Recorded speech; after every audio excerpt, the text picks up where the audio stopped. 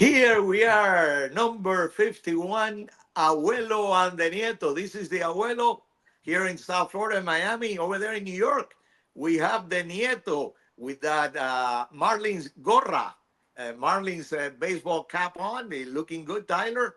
Tyler at Columbia University, getting his master's and doing his work with Sports Illustrated.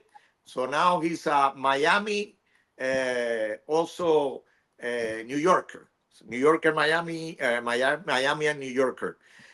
This podcast, is presented by Balado Tires. Balado Tires, 63 years established here in Miami, 27th Avenue Northwest and 16th Street, and also Southwest 8th Street and 67th Avenue. Balado Tires. This is number 51, Tyler, huh? And That's we are right. everywhere, right? We are on YouTube. We're on TikTok, Facebook, Spotify, Instagram. I hope I didn't miss anything, but I think we covered all the bases there. Number 51. This is one of my favorite players of all time. The better players of my childhood, I would say. Definitely the best hitter of my childhood. He kind of snuck in with the Marlins at the end. So let me know who we're talking about today.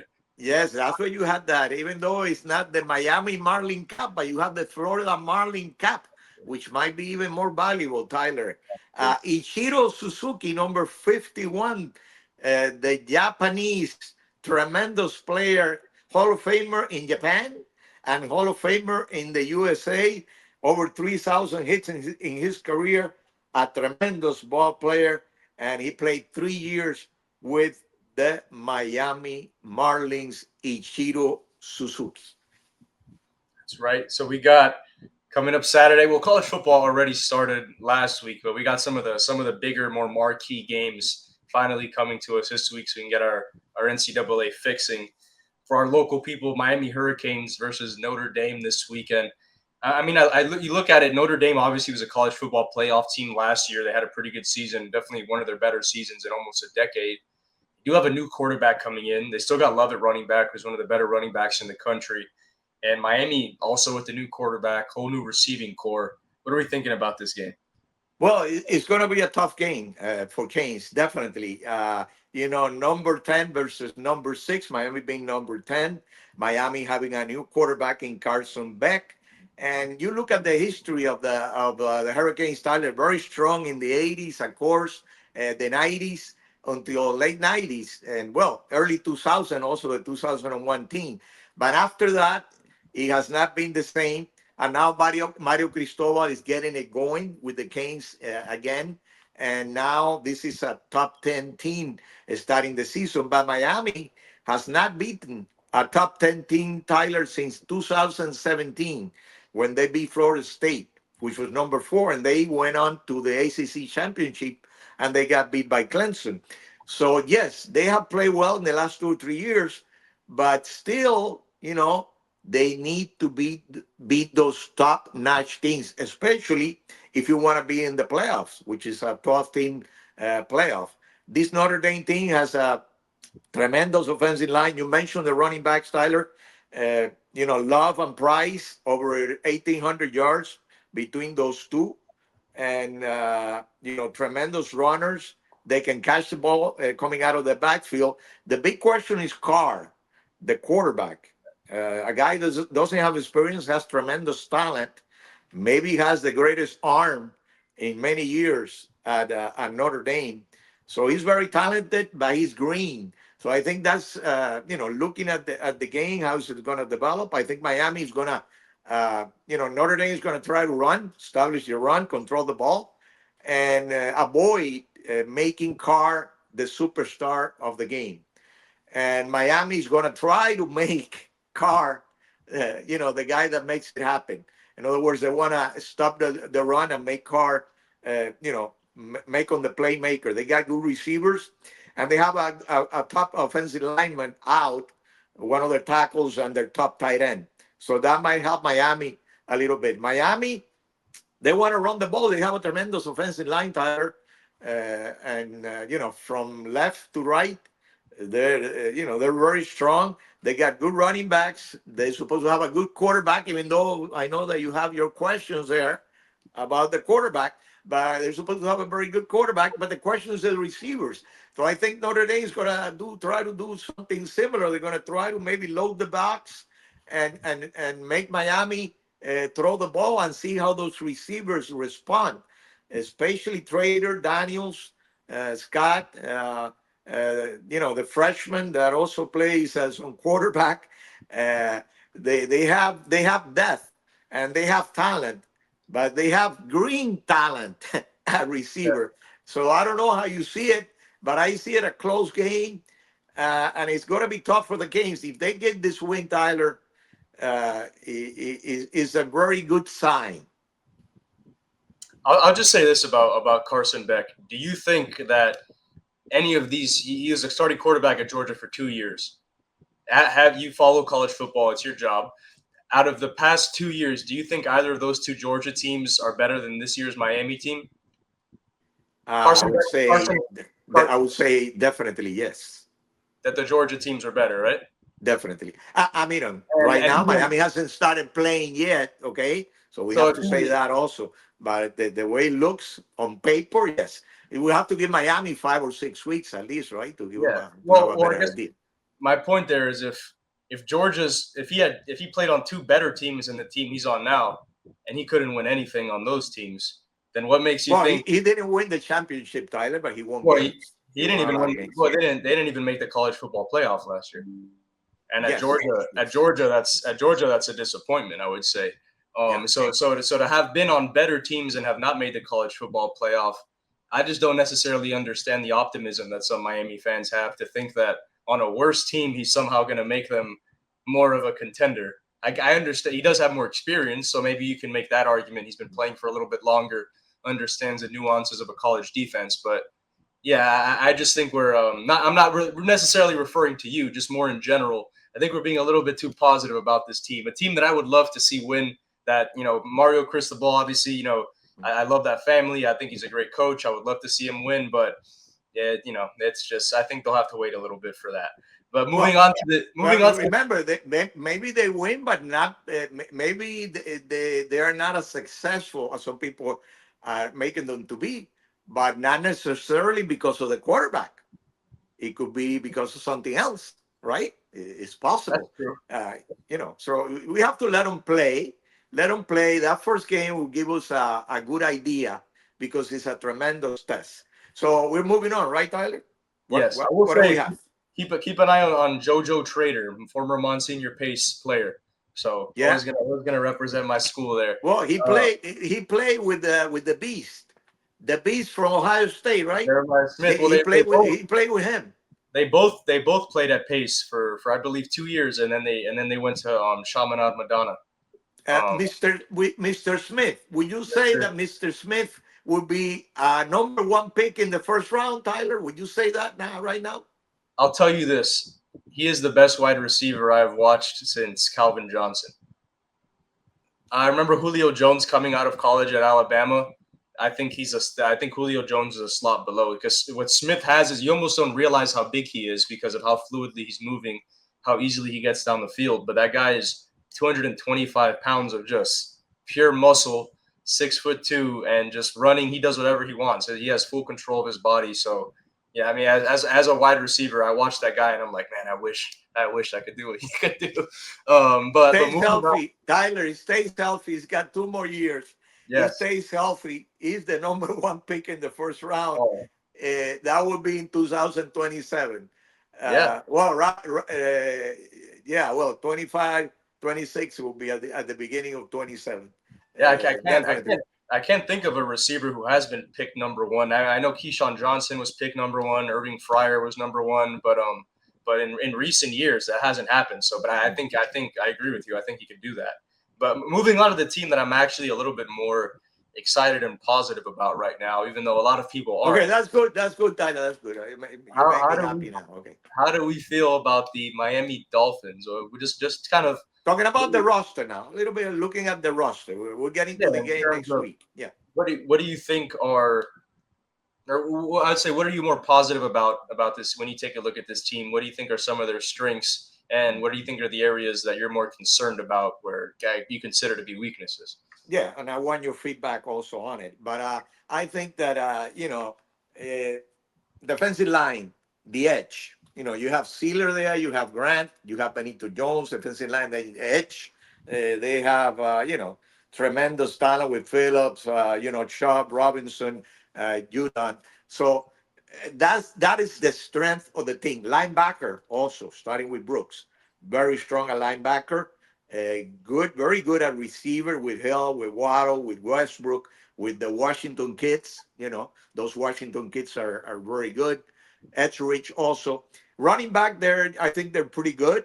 You're going to be talking about Gordon later on in the podcast, and of course, Ashan. He's a tremendous player, and he showed that last season. At quarterback, of course, they got more depth now, and I think Wilson, was playing better the last couple of exhibition games, and he's got a lot of physical talent, so they're better at that position. Offensive line is the one that worries you a little bit because of depth. I think they're better at offensive line than they were last year. Sabenea, the guy from Arizona, Consent, of course, Daniels at guard. And, Paul has been playing very well at left tackle. And there was a lot of questions there. So if he plays at the level that he's exhibited during the preseason, and not only in games, but also in practice, I think we're going to be, in good shape on the offensive line. It's just that the depth is the one that worries me a little bit. And of course, the big question is, do we have enough in the defensive backfield? Safety, you have Fitzpatrick, and then, the corners, you're going to have Doc, you're going to have Marshall, the kid that you know very well from Florida, and then, Samuel probably will be, fighting with Jackson with Jones with a position as a starter, also as a cornerback. So that's what worries you about the worries you the most, especially defensively. When is that going to be tested? That defensive backfield? I think you have to wait really until the third week because they got, Indianapolis, New England, not known for a great, offense through the air. So that third game versus the hated Bills, with due respect, Miami fans, they hate the Bills because they have so much success against Miami. So that's going to be a test to see how those guys behave, how do they play, and then we start getting an idea against Indianapolis. Indianapolis got some questions with a new quarterback. And they had a quarterback that was more of a runner than a passer. Now they have a different situation with Jones. So I don't know if you agree with some of what what I have said, or you disagree. I would agree with what you say, particularly about the offensive line, and just because you look at a lot of these great teams, they have their five starters. They also have a couple like utility guys, kind of like baseball. You have the utility infielder, a guy who can play second base, shortstop, outfield, whatever it is.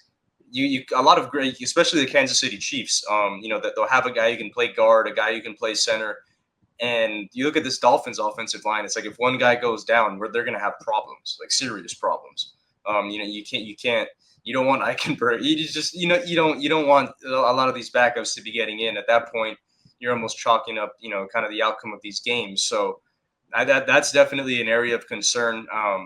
Not to harp on what the national media has already said, but I would be concerned about this, defensive backfield as well. I know they made a couple of additions. They signed, the guy from the Bills and who played for the Packers as well, Rasul Douglas. Oh no, I forgot Brent, also the guy from Indianapolis, a former second round pick they signed after he was let go. So Julius Brent, I believe is his name. So signing him also gives him some strength at that position. Yeah, I agree. I just wonder. It kind of reminds me of last year when a lot of people had concerns about the offensive line, and Chris Greer kind of stood up there and laughed, and he was like, I think all of you are a lot more worried about the offensive line than we are. And then I was like, well, the fans were right, buddy, because your offensive line was terrible. And it feels like, maybe they know something that we don't. Maybe Ethan Bonner and Storm Duck look like two potential all-pro cornerbacks, but until they prove otherwise, I would be concerned about that position unit.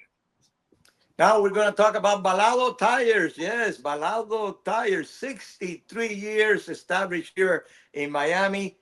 Two locations, 27th Avenue Northwest and 16th Street, Southwest 8th Street and 67th Avenue. Very competitive with their prices. A family business with the personal service that you deserve. Also offering brake repair services. You need tires. The answer, of course, is Balado Tires. That's right. Moving on, we got soccer. As I always joke, you are a soccer expert. Inter Miami versus the Seattle. So I'm an expert that is not really an expert. In this situation here, I become the expert. That's what happened. Inter Miami, Tyler, Inter Miami is playing Sunday night. They're playing Seattle in the Leagues Cup title game. That's going to be in Seattle. That field in Seattle that holds over 72,000 people. Synthetic turf, which Messi does not like, and a lot of those soccer players and football players also do not like it. But they're more used to it. The Seattle team. They come off a victory over Galaxy. Miami beat Inter Miami. Beat Orlando City in the semifinal, 3-1. 2 goals by Messi, one by Telasco, and they move on to the final. It's going to be a competitive game. Definitely, Music is the leading scorer for Seattle with 13 goals in the season. Of course, Messi is leading Miami. Luis Suarez has been better lately. Segovia was very helpful in that game. He came in the last 20 minutes and was very helpful against Orlando City, scoring the last goal. I see this as a very close game. And Inter Miami with a great opportunity of winning their first title of this season. They won a Leagues Cup already 2 years ago, and definitely have a good shot in this game. And of course, they're looking for the MLS title later on in the season. They expect over 72,000 people for that game, Tyler. That would be a record for clubs competition in the U.S. for a soccer game. So that would maybe they will be making history with that particular game. So what else do we have, Tyler? Well, that's our soccer expert for you. I hope you guys enjoyed that. Well, I mean, a real soccer expert, we say this guy is not an expert. By now, at this point, you've probably done your fantasy draft. I actually haven't. My draft's on September 2nd. We like to kind of push it to the end because, a lot of these preseason guys, they get injured or some people even get cut. So just to have a better, kind of clarity of what the rosters are going to look like, we wait a little bit. But whether you've done your draft or not, this guy should be available. It shouldn't be somebody that would slip through the cracks. I'm thinking Ollie Gordon, Dolphins running back for and I mean, this guy was incredibly productive in college. He won the Doak Walker Award, which is the best running back in college football. He was under unanimous All-American in 2023. Big 10, Big 12 Offensive Player of the Year. Just, we know how running backs kind of are valued in the draft. They typically get drafted a lot lower unless they're like a Ashton Genty generational type talent. But this is somebody who, I mean, on a lot of teams, I think could step in and be a starter right away. And, fortunately for Miami, they also have one of the best running backs in the NFL. But he's more of a speed guy, so you get a little thunder and lightning combination with Ollie Gordon. I expect him to get the majority of this team's goal line touches, which for a fantasy owner, that's going to translate directly into points. Achane will be their guy in terms of catching passes out of the backfield, so you won't get that positive from him. But, I mean, I wouldn't be surprised if he gets 10 to 12 carries a game, Gordon, based on how he played this preseason, based on how great of a running back he was in college. It wasn't some type of fluke where he was at some bad school doing great. I mean, he was nationally recognized. He just so happened to be behind the best running back in college football, one of the best running backs in college football history, and Genti. So that was who tended to get most of the attention. But I think he's a safe pick, somebody who you probably would be able to get even in free agency in fantasy. So just save a roster spot for him, and it could only help you. I mean, I don't think it's going to hurt you at that point. Our last segment of the day, some Miami sports trivia. This is a kind of an alumni question for you. I don't think most of our fans would be able to answer this one, but I have a little bit of hope for you. So I'll go with, who is the FIU Panthers all-time leading rusher? Oh, Tyler, I should cover, FIU a lot more than I did in my good old days, but I never did, Tyler. Definitely, you got me, man. I have no idea, no idea. So let me know who it is, Tyler. It is Alex Gardner. Hails from Jacksonville, Florida. Went to Raines High School, and he played at FIU from, I believe it was 2014 to 2017. I got to watch him play a few times. I went on a couple visits there. He finished his career with 2,272 career rushing yards. He's also first in attempts, third in career rushing touchdowns with 16, and he also has their most career receptions for a running back with 98. So had a short stint in the NFL, kind of some training camp stops, but at least he will always be a legend for the FIU Golden Panthers. So you got a question for me now? Mr. Gardner, you couldn't get that one, but your streak comes to an end. My question for you is the following: who is UN Hurricanes sacks leader in a season? The sacks leader in a season for UN. Can you give me a hint? Is it more recent or an older? Is the 80s. The 80s. The 80s. See, a guy that played in the NFL. To be exact, 1986. No, I was gonna go with Greg. I was gonna go with Greg Rousseau, but no. So now you know. Now you know how I feel, right? Now you know how I feel. All right, Rousseau is number 2. This is Daniel Stops, 17 sacks in 1986. Rousseau with number 2 with 15.5 in 2019. So those are the 2 top ones. Daniel Stops had a great career with the Canes and then played later 49ers, on. Right? Yeah, I think he played for the 49ers. I think he won a couple of Super Bowls with them. Yeah, no, I know who he is. I didn't get that one, though. You got me. I went with Greg Rousseau. I think Greg Rousseau had like 15 or 16 sacks. So we done it again, Tyler. Abuelo and the Nieto. Again, number 51. Arrivederci. Hasta luego.